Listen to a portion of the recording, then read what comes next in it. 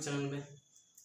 आज हम लेकर आए हैं कंसाइनमेंट का पार्ट 2, मतलब वीडियो पार्ट 2 है। इसमें लेकर आए हैं कंसाइनमेंट अध्याय 5 है और बीकॉम फर्स्ट ईयर का। कितना है? बीकॉम फर्स्ट ईयर का, बीकॉम फर्स्ट ईयर, ठीक है। इसमें आप बुक डॉक्टर एस के सिंह का भी ले सकते हैं और डॉक्टर एस एम शुक्ला का भी बुक ले सकते हैं, ठीक है। तो दोनों बुक की तैयारी कराई जाती है। आप दोनों बुक से कोई भी बुक है आप आराम से पढ़िए बिंदास। चलिए हम तो स्टार्ट करते हैं। जैसे कि पिछले वीडियो में हमने आप लोगों को बताया था कंसाइनमेंट क्या है, उसके कार्य क्या है, उसका उद्देश्य क्या है। इसमें हम जानेंगे प्रेषण और बिक्री में, यानी प्रेषण और विक्रय में क्या अंतर है, और साथ ही साथ जानेंगे कमीशन, जो प्रेषणी को कमीशन दिया जाता है किस रूप में दिया जाता है और क्या दिया जाता है, ठीक है। तो चलिए सबसे पहले हम स्टार्ट करते हैं विक्रय और प्रेषण में क्या अंतर है। देखिए, बिक्री और प्रेषण में ज़्यादातर अंतर नहीं है। इसमें सबसे पहले यदि स्वामी के आधार पर देखा जाए, स्वामित्व के आधार पर, यानी स्वामित्व हस्तांतरण के आधार पर, यानी मालिकाना हक किसको मतलब ट्रांसफर किया जाता है, इसके आधार पर देखा जाए तो देखिए क्रेता में बिक्री में यानी सेल्स में क्या होता है कि वस्तु के जो स्वामी होते हैं, कौन होता है? वस्तु के स्वामी, उनका हस्तांतरण क्रेता को हो जाता है। जब क्रेता वस्तु को खरीद लेता है विक्रेता से, जब विक्रेता से जैसे ही वस्तु को खरीदेगा उसका मालिकाना हक किसको हो जाएगा? क्रेता का हो जाएगा। लेकिन कंसाइनमेंट में ऐसा नहीं है। हमने आपको पिछले वीडियो में बताया था कि देखिए कंसाइनमेंट क्या होता है कि जो मालिक होता है, जो मतलब कि निर्माणी होते हैं, जो निर्माण करते हैं, जो उत्पादक होते हैं, वो अपने वस्तु किसके पास भेजते हैं? एजेंट के पास, प्रेषणी के पास भेजते हैं।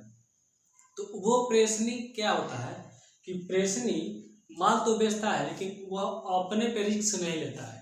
वो क्या अपने पर जोखिम अपने पर नहीं लेता है। वो किसके स्वामित्व माने किसके मालिकाना हक पे बेचता है? जो प्रेषक होता है ना, जो प्रधान होता है, इसका जो संस्था है या निर्माणी है, जो निर्माण करता है, जो अपने वस्तुओं को सेलिंग करना चाहता है, उसी का आधार पर बेचता है। यानी कि प्रेषक का ही क्या होता है? स्वामित्व होता है। वस्तुओं पे जो माल होता है उसमें स्वामित्व किसका होता है? प्रेषक का ही, यानी मालिक का ही होता है। लेकिन क्रेता में क्या होता है? बिक्री में क्या होता है? वस्तु खरीदते हैं, उसका मालिक कौन बन जाता है? क्रेता बन जाता है। और देखिए आगे हम देखेंगे माल की वापसी के आधार पर। ध्यान से देखिएगा, सुनिएगा, माल की वापसी। तो ध्यान दीजिए, माल की वापसी जब क्रेता माल को खरीदता है, या ऐसे समझिए कि कोई यदि उन लोगों के बीच सहमति है, क्या है? सहमति है, तो वे लोग माल तो वापस कर सकते हैं। लेकिन मान लीजिए कोई और जाना पहचाना आदमी के पास वो माल खरीद लेता है जिसका गारंटी कुछ भी नहीं है, वो दोबारा जाएगा वापस करने, तो यदि उसमें समझौता नहीं है, व्यवहार नहीं है, तो वो माल क्या करेगा? वापस कभी नहीं करेगा। क्या करेगा? तो वापस कभी नहीं करेगा। तो इसमें हम क्या जानना है? यदि सहमति नहीं है, इसमें क्या जानना है बाबू? माल की वापसी में यदि सहमति नहीं है तो माल की वापसी नहीं होगी। लेकिन प्रेषण में जबकि प्रेषण में क्या होता है कि प्रेषणी जो एजेंट होता है वो माल को किसी भी समय कभी भी वापस कर सकता है। किसको वापस कर सकता है? प्रेषक को, यानी कि मालिक को कभी भी क्या कर सकता है? वापस कर सकता है। तीसरा पॉइंट नंबर जानिएगा आप लोग, व्यय के आधार पर। तो व्यय के आधार पर देखिए, जो क्रेता जो व्यय करता है, क्या करता है? वस्तु के या बिक्री के बाद जो भी एक्सपेंस होते हैं, जो भी व्यय होते हैं, उन सबका भार कौन लेता है? क्रेता को ही वहन करनी पड़ती है। किसको वहन करनी पड़ती है? क्रेता को ही वहन करनी पड़ती है। लेकिन प्रेषण में क्या होता है? चाहे कितना भी व्यय हो जाए, कितना भी एक्सपेंस क्यों ना हो जाए, उस सबका भार किसको लेना पड़ता है? मालिक को, यानी प्रेषक को लेना पड़ता है। किसको लेना पड़ता है बाबू? प्रेषक को लेना पड़ता है। लेकिन क्रेता में किसको लेना पड़ता है? क्रेता में सॉरी बिक्री में किसको लेना पड़ता है? क्रेता को ही लेना पड़ता है। क्या लेना पड़ता है? व्यय का भार। चौथा नंबर पॉइंट हम जानेंगे भुगतान। देखिए बिक्री में क्या होता है? बिक्री के पश्चात मतलब बिक्री के पश्चात जो भी समझौते होते हैं उसके अनुसार भुगतान कर दिया जाता है। लेकिन प्रेषक में क्या होता है? जैसे ही बिक्री होती है प्रेषक को क्या करता है? भुगतान करता है। और कोई भुगतान नहीं करता है। भुगतान क्यों नहीं करता है? जब उसका माल की सेलिंग नहीं होगी तो भुगतान कैसे करेगा? नहीं करेगा। तो चलिए अब आगे देखिए, लाभ हानि के आधार पर, लाभ और हानि के आधार पर हम जानेंगे। तो लाभ और हानि के आधार पर कहता है बिक्री के पूर्व, किसमें? बिक्री में कहता है बिक्री के पूर्व होने पर लाभ या हानि क्रेता को ही वहन करनी पड़ती है, क्रेता की ही होती है। जो भी हानि हो क्रेता की, जो भी लाभ हो क्रेता की होती है। लेकिन प्रेषण में क्या होता है? लाभ हो या हानि प्रेषक का होता है। क्या होता है? प्रेषक का ही होता है, यानी मालिक की ही होती है। चाहे लाभ हो तो मालिक की होगी, हानि हो तो मालिक की होगी। जो एजेंट है, जो प्रेषण, उसको किस चीज से है मतलब है? तो केवल कमीशन से उसको मतलब है। उसका कमीशन मिल जाए उसके बाद माल, उसका जो प्रेषक का माल वो भाड़ में भी जाए, उससे कोई दिक्कत नहीं है, उससे कोई प्रॉब्लम नहीं है।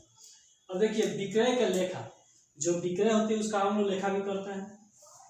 तो लेखा के आधार पर समझिएगा, जो क्रेता होता है वो जो मतलब सॉरी बिक्री में क्या होता है? बिक्री में जो क्रेता द्वारा विक्रेता को विक्रय लेखा भेजने की कोई आवश्यकता नहीं होती है। इसमें जो विक्रय लेखा जो है उसमें बिक्री में जो विक्रय लेखा के आधार पर क्या कहता है? जो क्रेता होता है वो विक्रेता को लेखा देने की या लेखा भेजने की कोई उसको आवश्यकता नहीं होती है। लेकिन प्रेषण में क्या होता है? प्रेषण में जब एजेंट यानी कि प्रेषणी जब माल को सेलिंग करता है, जब माल को बेचता है, तो इसमें जो प्रेषक होता है, मालिक होता है, जो स्वामी होता है, उसको इसे माल कितने रुपए में बेचा गया है, कब बेचा है, कितना बेचा है, इस सबकी लेखा उसको क्या करनी पड़ती है? तैयार करनी पड़ती है। अब इन लोगों के बीच के हम संबंध जान लेते हैं। तो पिछले वीडियो हमने बताया था प्रेषक और प्रेषणी में क्या संबंध होता है। तो इन दोनों में मालिक और नौकर यानी एजेंट के संबंध होता है। मालिक और एजेंट का संबंध होता है, यानी कि इसमें चैप्टर में बताया गया है कि प्रधान और एजेंट का क्या होता है? रिश्ता होता है। लेकिन क्रेता और विक्रेता में क्या होता है? इन दोनों का जैसे ही माल की सुपुर्दगी करेंगे, माल को प्राप्त करेंगे और उसका भुगतान करेंगे, इन दोनों के बीच रिश्ता क्या हो जाएगा? समाप्त हो जाएगा। लेकिन प्रेषक में क्या होता है? ये लोग जब तक चाहे अपना रिश्ता चला सकते हैं और जब चाहे इसको रिश्ता को क्या कर सकते हैं? तोड़ सकते हैं। ठीक है, तो इसको हम मिटाते हैं।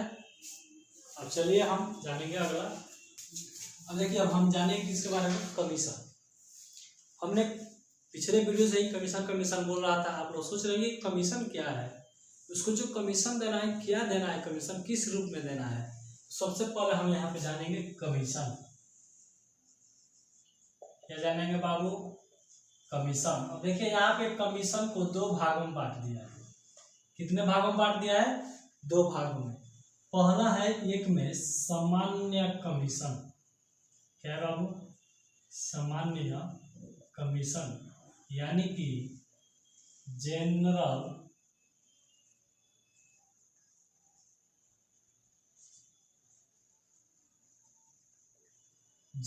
कमीशन। और इसमें क्या कर दिया है? विशिष्ट या विशेष कमीशन। दोनों से विशिष्ट या विशेष कोई भी कमीशन कर सकते हैं। ठीक है, इसको क्या होता है? Special commission. Special commission. अब देखिए यहाँ पे आप लोग समझने की बात यह है कि यहाँ पे जो विशेष जो कमीशन है इसको 2 भागों में बांटा है। कितने भागों में बांटा है बाबू? 2 भागों में। पहला होता है परिशोध या आश्वासी कमीशन। इसका इंग्लिश होता है डेल क्रेडर। क्या होता है बाबू? डेल क्रेडर होता है। और दूसरा जो होता है उसका होता है अधिभावी कमीशन। क्या होता है? अधिभावी कमीशन। इंग्लिश क्या हो जाएगा बाबू इसका? इंग्लिश हो जाएगा over riding commission. Over riding commission. अब देखिए इसका हम लोग क्या जानेंगे, अब सूत्र जानेंगे कि किस प्रकार इसको, इनका सूत्र जो भी इंटरेस्ट है किस प्रकार निकाला जाता है। तो सबसे पहले आप जानिए सामान्य कमीशन। सामान्य कमीशन में बिल्कुल वैसा ही कमीशन निकालना है जैसे आप लोग पहले भी निकालते थे। इसमें निकालना है बाबू कुल बिक्री, क्या कुल बिक्री गुने कमीशन दर, या दर भी कर सकते हैं। क्या कर सकते हैं? दर कर सकते हैं। यह आप लिख लीजिए कमीशन दर समझने के लिए। और बट्टे में क्या करेंगे बाबू? 100 कर देंगे, यानी कि यहाँ पर हो जाएगा total commission, total sales into rate of commission. और बट्टे कितना बाबू? 100। क्या हो जाएगा? 100। अब देखिए आगे एक और अब कमीशन के बारे में जानेंगे। अब देखिए अब हम जानेंगे इसके सूत्र के बारे में। यदि इसको निकालना हो तो इसको साधारण कमीशन को निकालना हो तो इसमें क्या होगा? बहुत अच्छा। क्या होगा बाबू? कुल बिक्री, कुल बिक्री को निकालना हो तो क्या होगा बाबू? नगद प्लस उधार, यानी कि जो नगद और उधार माल बेचा गया है उन दोनों को लिखा जाएगा, यानी नगद बिक्री प्लस उधार बिक्री। यहाँ पर बिक्री आप लोग डाल दीजिए, बिक्री और बिक्री। क्या कुल बिक्री और नगद बिक्री प्लस उधार बिक्री क्या हो जाएगा? हमारा सामान्य कमीशन हो जाएगा। अब हम जानेंगे किसका? परिशोध कमीशन का सूत्र। तो इसका जानेंगे तो बाबू इसका भी होगा total sales into rate of क्या लिखेंगे? Del credere commission. और बट्टे में क्या हो जाएगा? 100 हो जाएगा। ठीक है, अब जानेंगे इसका सूत्र हम जानेंगे बाबू। इसका सूत्र क्या होगा? इसका सूत्र ध्यान दीजिए, इसका सूत्र क्या होगा? उधार बिक्री, क्या उधार बिक्री की राशि, उधार बिक्री की राशि, और गुणे में क्या होगा? परिशोध कमीशन। क्या होगा दोस्त? परिशोध कमीशन। और बट्टे में क्या होगा? 100। क्या होगा बाबू? 100 होगा। ठीक है, अब चलिए इसके बारे में हम लोग कुछ आगे भी देख होता है। इसका तो हम लोग लिख लीजिएगा क्या बोला जाता है, और इंग्लिश में लिख लीजिएगा क्रेडिट सेल्स, ठीक है, into rate of overriding commission, sorry परिशोध कमीशन ना है तो क्या हो जाएगा? ये इसका एक और है तो इसका हो जाएगा डेल क्रेडर हो जाएगा ना, डेल क्रेडर कमीशन बट्टे 100 हो जाएगा। ये दोनों में से आप किसी को भी आप लागू कर सकते हैं। इसको ये भी लागू होगा और ये भी लागू, इसी का ही ये भी है, दूसरा नंबर ये। अब ये अगला देखिए, इसका एक सूत्र क्या होगा? इसका सूत्र हम निकालेंगे सरप्लस। क्या होगा बाबू? सरप्लस, सॉरी गड़बड़ा गया ना, चलिए कोई बात नहीं है। अब देखिए जो अधिभावी कमीशन है उसका हम निकालेंगे। यहाँ पर लिख दे रहा है सरप्लस, क्या बाबू?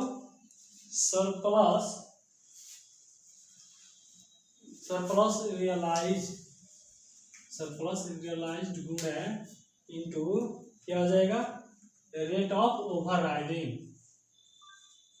रेट ऑफ ओवरराइडिंग कमीशन बटे कितना होगा 100 होगा। अब चलिए हम इसके बारे में थोड़ा सा क्या कर लेते हैं, चर्चा कर लेते हैं।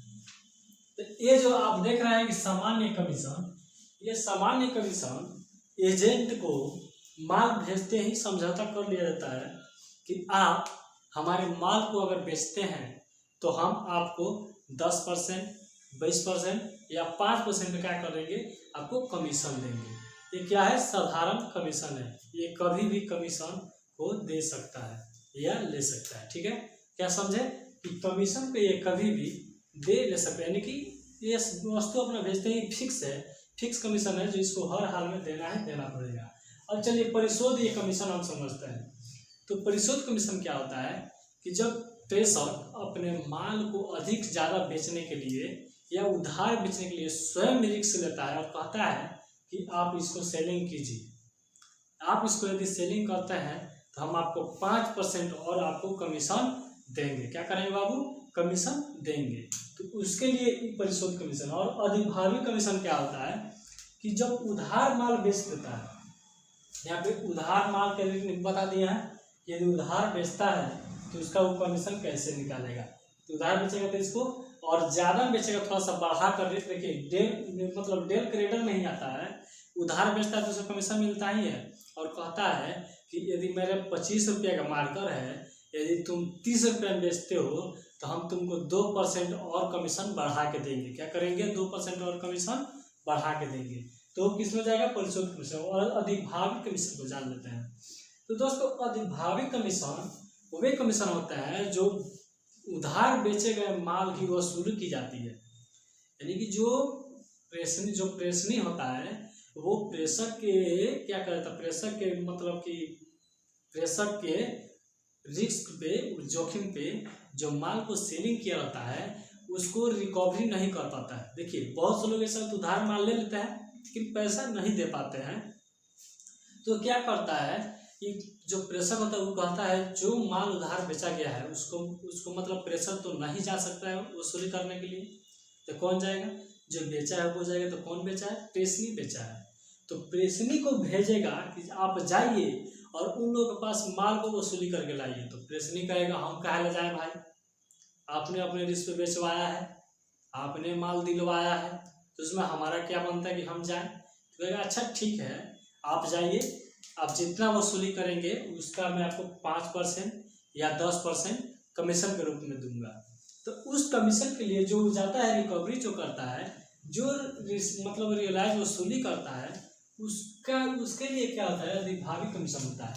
उसके लिए आप लोग सूत्र क्या लिखा sir, plus realize into rate of overriding commission. तो ये क्या हो जाएगा बाबू। तो चलिए अब अगले वीडियो में हम जानेंगे कि साधारण कमीशन यानी कि साधारण कमीशन और परिशोध कमीशन और अधिभावी कमीशन में क्या अंतर है, ये हम अगले वीडियो में जानेंगे। और इसके साथ ही जर्नल एंट्री भी जानेंगे। तो चलिए मिलते हैं अगले वीडियो के साथ। अभी के लिए जय हिंद, जय भारत।